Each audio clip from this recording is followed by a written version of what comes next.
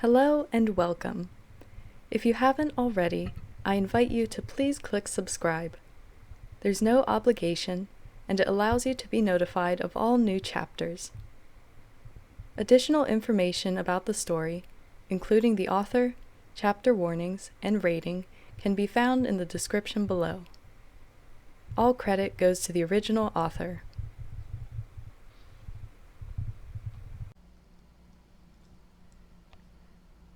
All That Remains by Orphan Account, Chapter 9. He is Coming. Third Age, 2901, 110 years ago. One more step, one more step, one more step. Legolas could hear the blood pounding in his ears and feel his heart beating rapidly in his chest. His breathing was harsh and loud in the silence of the forest around him, and his feet stumbled every few steps. Around him the trees cried out wordlessly in worry, unable to assist as he struggled to walk beneath their bows. Blood dripped between the assassin's pale fingers, which were clutched over the wound on his side. Legolas was in a forest in the Shire. He had tracked a pack of wayward orcs to the peaceful place and had taken them out. The battle had been easy enough, the orcs falling to his blades faster than they could retaliate. However, the assassin had failed to notice that one of the orcs was a berserker. When he had turned to leave, the berserker had stabbed him with a dagger before dying, using his last bit of strength to harm the one who had slain him. Now, Legolas was stumbling through the forest, seriously wounded, with no help nearby. He was barely moving, forcing himself to go forward step by step. He did not know where he was headed. Too tired to pay attention to where he was going, he just kept moving forward, forcing himself not to stop. One more step, one more step, one more step. He had not been stabbed in an inherently fatal place, and the wound itself was not that deep. However, it was bleeding heavily, staining the cloak he had pressed over it red. Legolas had a feeling the berserker had a poison on the dagger that prevented blood from clotting. He just kept bleeding and bleeding. One more step, he told himself. Just one more step. One step at a time. I cannot stop. I need to get help. The assassin stumbled another time, black spots dancing across his vision as dizziness overcame him. He breathed rapidly, eyes half closed, and simply lay there on the ground. He was so tired. He did not have the energy to move. Weakness that he had never felt before washed over Legolas, and his eyes slipped fully closed, the worried calls of the trees fading into nothingness.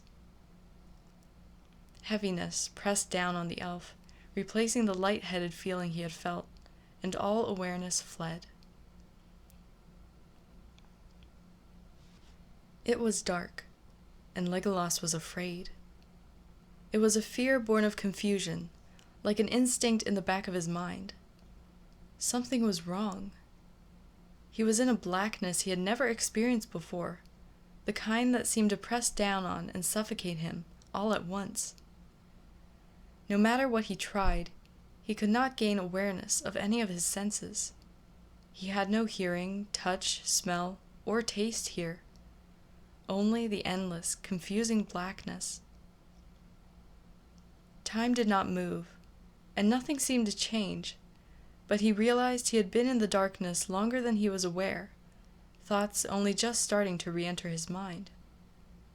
Soon after, he recalled that he had been injured. He must be unconscious. No, no longer unconscious.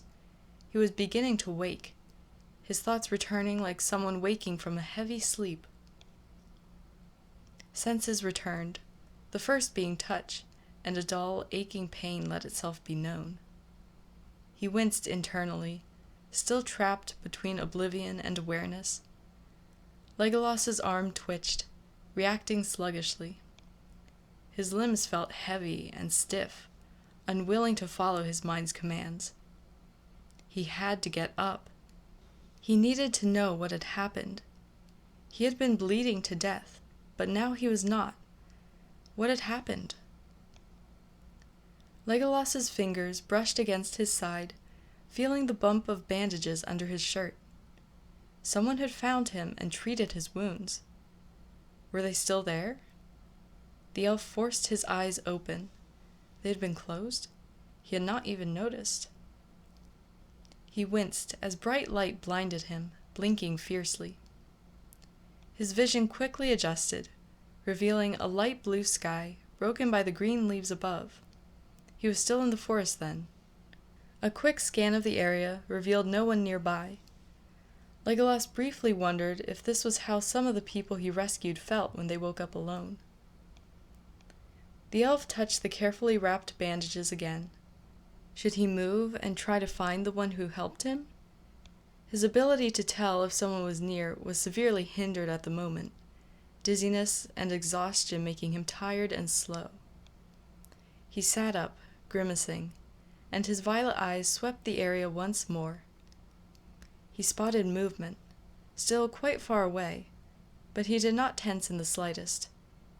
He recognized two small, one child-sized and the other even smaller than that, heading towards him. Two hobbits had found him.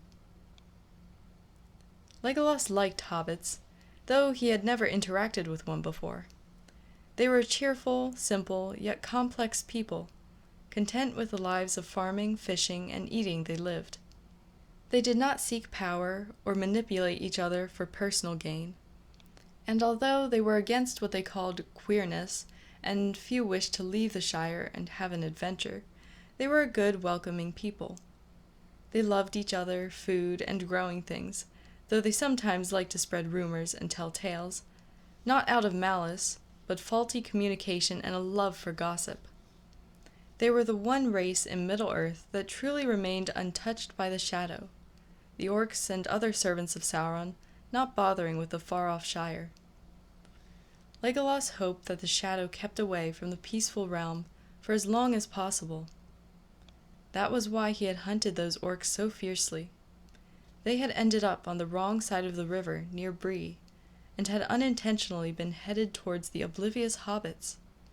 The average hobbit truly was oblivious in many things, and Legolas wanted to keep them from knowing the pain of battle and the fear of the shadow for a little while longer. That was why he did not tense when he saw the two hobbits heading towards him. Not only did they already help him, but they had the cheerful, innocent auras of those who did not seek something in return for their assistance. They were the best of hobbits through and through, Legolas could tell. The sound of a female voice, raised in scolding, reached the elf's ears. "I told you to stay with him. Why must you wander off the moment my back is turned?" "There was a bird, Mamma," the young voice of a child, a boy, replied. "I just wanted to see her nest." His mother sighed. "You favor the Took blood within you, my son. I must be less Tookish than I once was. You've given me more gray hairs." The hobbit and her son entered the clearing, the mother spotting Legolas. "Ah, you're awake." The child squeaked and hid behind his mother's skirt. The mother ignored her son's shyness, rushing forward with the tiny hobbit clinging to her dress. She set down her basket, fussing about Legolas, and reminding the elf of a worried hen. "We found you worried here. It's a relief you're awake. I was just off getting more herbs to help your blood clot. Nasty wound you have. Is it paining you? How are you feeling?" "I'm fine, madam," Legolas said. "Thank you for helping me." "It was no problem at all, dear," she said. "Oh, how rude of me. I haven't even told you our names. I am Belladonna Took, and this little one is Bilbo Baggins, my son." The tiny halfling clung to his mother's skirt, peering around her leg at Legolas before hiding once more. Legolas smiled kindly at the boy. The tiny hobbit put his thumb in his mouth, sucking it anxiously. "Hello, little one," the elf greeted. "My name is Esgol." Bilbo took the thumb out of his mouth. "Hello. It's nice to meet you." The appendage returned to its previous position. "Stop that," Belladonna chided, taking out the thumb and frowning. "You'll make your teeth grow in crooked. You'll never get a fine lady if you have an odd smile." "I don't want a lady," Bilbo proclaimed. "Girls are weird, and loud, and throw temper tantrums, and wear frilly things, and—" "Need I remind you that I am a girl?" Belladonna asked, expression stern but with a hint of amusement. Bilbo did not notice the teasing in her expression or voice. He shook his head rapidly, hands clapped over his mouth and eyes wide. "Not you, Mama! You're nice, and make wonderful berry pies, and aren't loud or strange at all." The hobbit looked at Legolas, a contemplative look on his face. "Gandalf says that elves glow in the dark," Bilbo said curiously, changing the discussion so quickly the elf was taken aback. "But you don't." "I'm suppressing my glow," Legolas explained. He mentally berated himself for not realizing his hood was down, his face, ears, and hair revealed.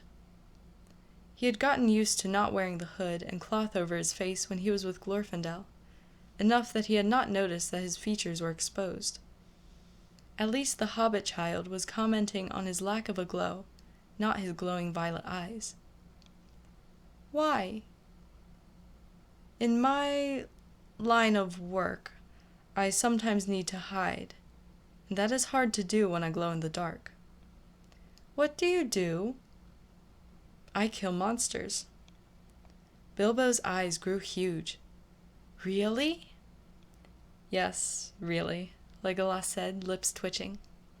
Before he knew it, the tiny boy was sitting on his right leg, looking up at him with wide, excited eyes. "Can you tell me a story about one of your battles?" The assassin hesitated a moment, looking at Belladonna for permission. She only nodded, and Legolas was touched that she trusted him enough to not scare her child with his tales of battle. The elf told Bilbo a child-friendly version of one of his many battles with orcs. He kept out the blood and gore, along with the truly terrifying presence orcs could have, but was also careful not to glorify or make light of the battle. War and adventures were not all fun and games, and Legolas believed that children should be at least partially aware of that. When they were older and had adventures of their own, they would not be caught off guard. While he was speaking, Belladonna undid his bandages, putting an herb paste over the thin wound before rewrapping it. Legolas barely noticed her, so deeply he was focused on telling the attentive Bilbo the tale. By the time the story was finished, the excitement in Bilbo's gaze had been replaced by awe and a slight glimmer of understanding. "You've fought a lot of monsters, haven't you?" he said perceptively. "You're very brave." Legolas blinked, stunned by the praise. "I do not think so. This is just what I do." Bilbo's expression said he did not believe him. Then his attention shifted, as the minds of children often do. "Do your elf friends think you not having a glow is odd?" "Bilbo," Belladonna said sharply. The child looked confused by her tone. "I'm just asking, 'cause whenever someone doesn't act like a respectable hobbit here, other people don't really like them sometimes. I was wondering if the elves didn't like differences too." During Bilbo's short speech, Legolas was debating whether to tell the truth or not. He looked again at Belladonna, who stared back with open concern in her eyes. Hobbits really were amazing creatures. They were so simple and complex all at once, content with their lives like few others could be. And here were two particular hobbits who he had just met, rescuing him and welcoming him, accepting him like an old friend. "I do not interact with many elves. They are not even aware that I exist," the assassin said at last. "One, Lord Glorfindel, accepts me for who and what I am, but I know many others will not." Belladonna's eyes lit up with a deep understanding, and she put a hand on his arm. "I will not tell anyone I met you," the hobbit promised softly. "I can tell you truly do not wish to be known by your elven kin." "You are right," Legolas admitted. "I am less against meeting certain elves, but I am still not quite comfortable with the idea." His friendship with Glorfindel had helped Legolas better understand elves and their heritage. Their friendship had been a slow-building one, the assassins staying up in the treetops and talking to Glorfindel for their first few meetings. The Balrog Slayer had given him his space, sitting beneath the tree and talking up to him without requesting personal information or demanding answers out of him. It had been nice, just to talk about the stars, forests, family, and friends. Then, one day, Legolas had found himself sitting beside the Vanya. He was not sure how it had happened, but a few meetings of talking and experiencing Glorfindel's open, cheerful nature had let the assassin unknowingly trust him. It had taken a while, but the trust had been formed. However, Legolas was not ready to reveal himself yet.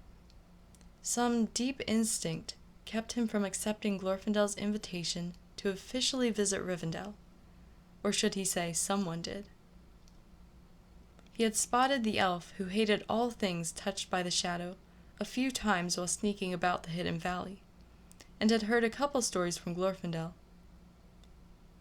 Apparently, the elf, Amalug, had lost his wife, brother, sister, and parents many hundreds of years ago. They had been killed by the Witch King in an unexpected attack between Lothlorien and Rivendell. That was back when the shadow was just starting to return, only a tiny whisper in the back of the minds of elves in the two ring-protected realms. The family had been in the Misty Mountains when they were ambushed by orcs. Amalug had only survived because he fell off a small cliff, blacking out when he hit the bottom. When he awoke, the elves had found him, and his family was gone. Rather than fade, Amalug became vengeful, seeking out and destroying any orcs or remnants of the shadow he came across. This occasionally put patrols he was in unnecessary danger, yet the elves could not deny him his vengeance. The twin sons of Elrond had had a similar mission long ago. The only difference was that Amalug did not hunt orcs, and happened to become bloodthirsty and wild whenever he saw the creatures. He attacked any who were touched by or followed the shadow with an extreme prejudice, not waiting for explanations or heeding orders to stand down. Despite this, a few Rivendell warriors, and even a couple from Lothlorien, were willing to follow the elf without question. While he was twisted and possibly not right in the head, Amalug was also charismatic. Hearing about him, Legolas was reminded of Drust and his goons in Blue Harbor. If the warriors were human, they would have been cast out of the city, but they were elves, and they lived in Rivendell. Even with the leniency of Lord Elrond, the relationship between the general populace and those warriors were strained. For that reason, and the still lingering nerves about rejection, Legolas would avoid the elves for now. "Don't worry about Bilbo. If he tells anyone, they will just think it's a child's imagination," Belladonna added, pulling him out of his thoughts. Bilbo pouted, crossing his arms over his chest. "I won't tell anyone," he said earnestly. "I promise." Looking at his small, genuine face, Legolas could not help but believe him. Gandalf the Grey was in no hurry to get to Mirkwood. There was no urgent message to deliver, no battles to fight, and no impending doom to warn about. He was merely going to the darkened forest to visit old friends and see how the royal family was faring. Thranduil's hatred of and drive to destroy the shadow had not wavered, and he and his kin were still intolerant of most non-elven strangers. But the king was becoming less quick to anger, and letting his kingly mask drop at times. He still never laughed, sometimes woke with nightmares, and was rather more brusque than he had once been, but not as badly as he had suffered for the past 370 years. The wizard did not know whether that meant the Cinda was healing. He hoped that was the case.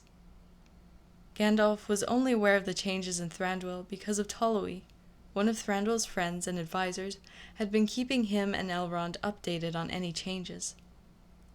The advisor never revealed any confidential or personal information, only basic, truthful facts about his leader's health. So he decided to go to Mirkwood to see his old friend, because that was what friends did after all. They worried and checked up on each other. The entrance to the palace was just ahead.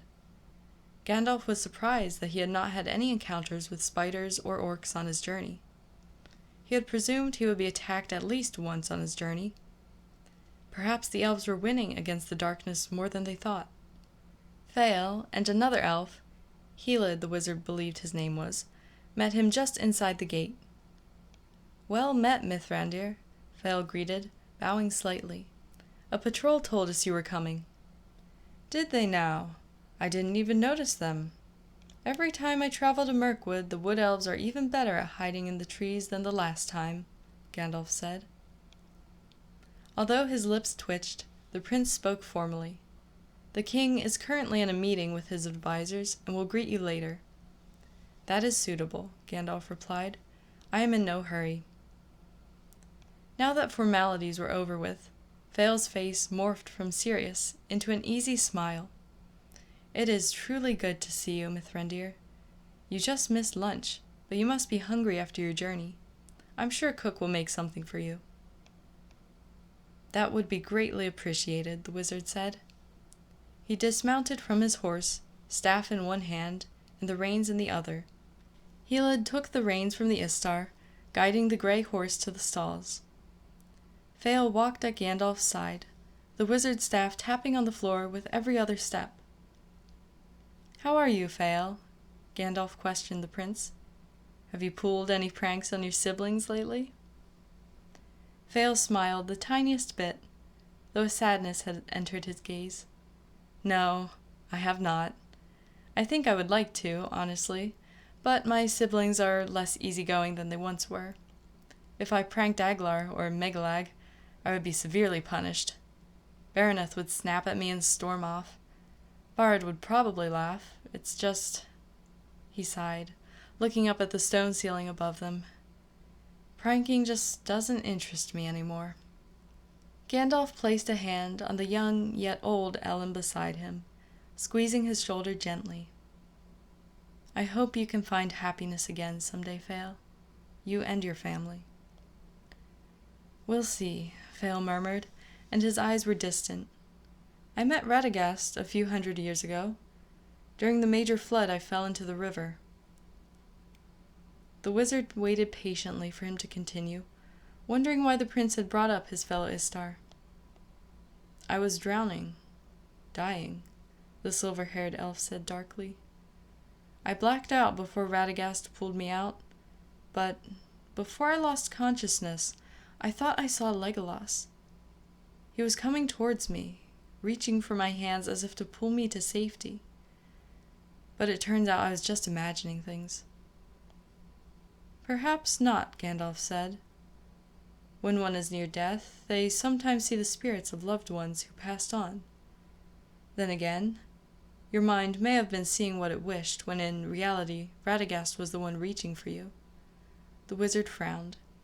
"Though I cannot imagine the brown wizard jumping into a flooded river to save people. Animals, yes, but not elves." "Radagast has changed since he rescued me," Fael told him. "He's much more helpful in our fight against the shadow.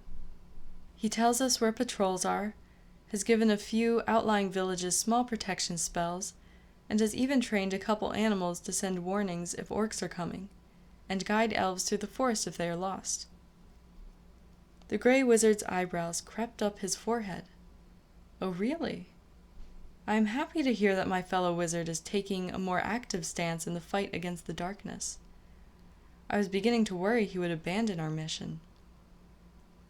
Fael nodded absently in agreement, mind far away. "I remember seeing Radagast once when I was younger.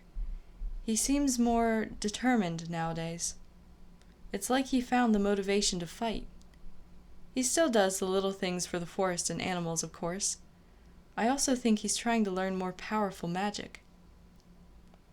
I will go and visit him once I am done here then, Gandalf said. If he is trying to learn new spells, I will assist him. The Grey Wizard was very pleased that Radagast was finally following their mission. The Brown Wizard was his close friend, but he was sometimes skittish at best, terrified at worst when he encountered the shadow. Now it seemed that Radagast's fear was gone, replaced by a drive to openly fight the servants of Sauron. Gandalf wondered what had changed his fellow wizard. The Elf Prince and Grey Wizard entered the kitchen, where Fael spoke quickly to the cook. The Elf nodded once before barking orders at her underlings, who scurried about, putting together a suitable meal for the Istar. Fael and Gandalf went into the small dining room to the side of the kitchen, meant for general meals. They sat down at a table. "How was your journey?" the green-eyed elf asked. "Did you run into any trouble?" "Surprisingly, no," Gandalf said. "My trip through Mirkwood was wonderfully uneventful." "There are less orc and spider attacks than many presume," Fael replied, as if he read the wizard's secret thoughts. "Someone is still killing off many servants of the shadow, and we have no idea who or what he is. We would not even know someone was out there if not for the dead enemy patrols we find."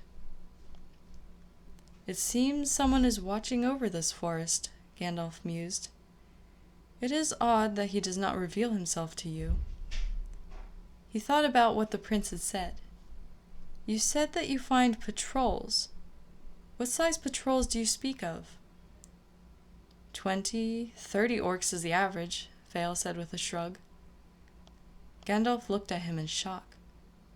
"You said he killed orcs, not they. A single person had slain multiple, good-sized patrols of orcs by himself?" "Yes," the prince said. "We were shocked too the first time we studied the corpses. The footprints, scuff marks, and wounds suggest a single person killed all of the orcs in the patrols.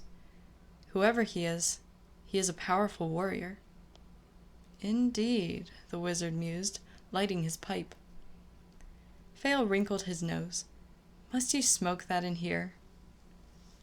Gandalf sighed and put out the pipe, looking down at it almost mournfully. "Forgive my thoughtlessness. I forget how greatly elves dislike smoking." "It smells terrible, and it burns my eyes," Fael said bluntly, though he had a small grin on his face. The cook entered the room, frowning as the tiny hint of smoke smell reached her nose. She glanced at Gandalf disapprovingly, tutted once, and set a tray with tea and stew in front of Gandalf. There was enough for Fael and Gandalf both, plus 3 hobbits, 4 dwarves, and half of the royal household. Cook always did try to fatten up people who looked too thin, and both the wizard and the prince were on that list. "Thank you," Fael said gratefully. The cook bowed and left them, eager to get away from the smell her sensitive nose could still pick up.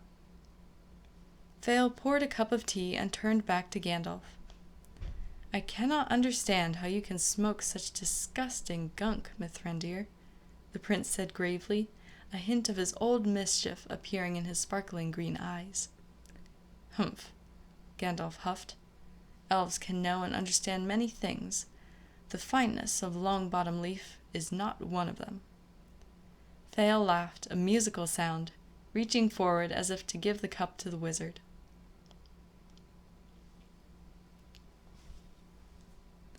Far away in Minas Morgul, the Witch King prowled through the dark halls of his tower.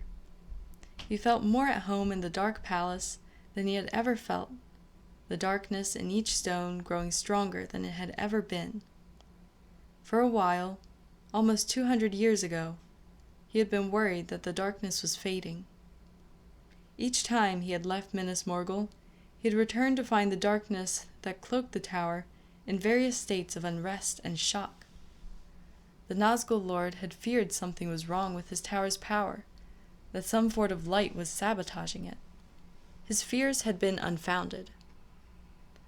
190 years ago, he had returned to Minas Morgul to find the darkness stronger than ever. Rather than rippling and whispering through the halls, it pulsed and raged, bringing a heavy darkness over the tower that would cause the weaker free people of Middle-earth to collapse with plagues of shadow and nightmares, and the stronger to quail and tremble. The very stones of the tower exuded darkness, like an impenetrable fog. Only lamps made from the Witch King's dark magic could penetrate the gloom and darkness, but even then, the halls were almost as dark as a starless, moonless night. Not only was the tower darker and more powerful, but its inhabitants were as well. Orcs and goblins, born and residing in Minas Morgul, were fiercer, stronger, and even more savage. Their eyes glittered with fragments of the darkness, their fangs longer, and their claws sharper than any orcs the Nazgûl Lord had ever seen. Every orc that passed through the tower was affected, coming out more evil than they were when they went in, if that was possible. The Witch King had been too busy carrying out his master's orders to investigate the change in the darkness and explore it himself. But there were no orcs to observe, villages to raise, or people to hunt today, which meant he could finally sate his curiosity and try to understand the darkness. He sat in his room at the top of the tower, dark spells and words of evil dripping from his tongue. He did not have a body, but his consciousness shifted out of his cloaked form, touching the darkness carefully. He had to tread with caution, for even though he worshipped and was a creature of the shadow, the darkness may still attack and try to destroy him. Prepared to back out quickly if need be, the Witch King entered the darkness around him. Chaos, rage, bitterness, lust, strife, cruelty, and savage glee rushed through him, the emotions and essence of the darkness touching whatever remained of his mutilated soul. The darkness was almost content, happy and eager, its energy roaring and pulsing in waves of evil so great the Witch King almost lost the connection from shock. How could the darkness be so powerful? It was wonderful and exhilarating, yes, but it should not have this much. Curious, the Witch King tried to trace the waves of darkness, searching for its source. It had to have a source, because the darkness could not be this great.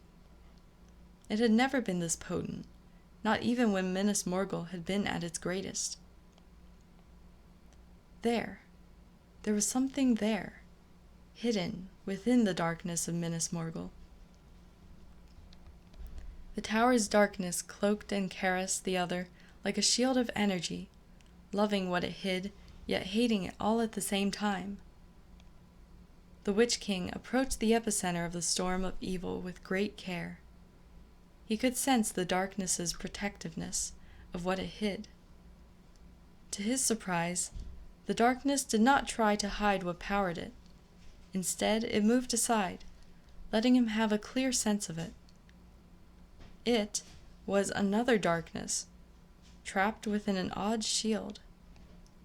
The Nazgûl Lord could sense the power and ancient energy that created the shield, keeping the other darkness imprisoned.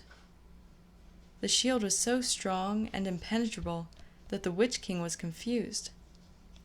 How could Minas Morgul's darkness reach this other power? He skimmed along the edge of the shield, careful not to touch it.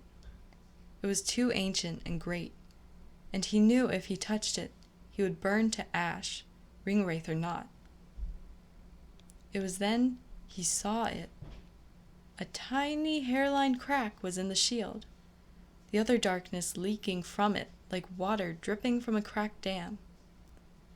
The Witch King could sense the pressure behind that spot, the other darkness pushing against the shield with all its might. Yet it was still trapped, and that angered it. The Nazgûl Lord could sense its wrath. It wanted freedom. It wanted out.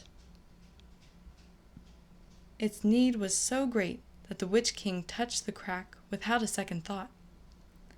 The other darkness focused on him, all of its massive attention pressing down on the ringwraith. It reeled and roared, surging under his hand. Then, using the Witch King's presence as a focus point, it slammed into the crack. The crack did not widen, but the Witch King felt some more of the other darkness come through. It plowed into him like a battering ram, and would have sent his consciousness flying if it had not kept him in one place. The darkness of the shadow covered his vision, and a deep, cruel voice spoke in his mind. "You are mine." The Witch King smiled, recognizing the darkness he had found, and laughed, even as his will was overcome.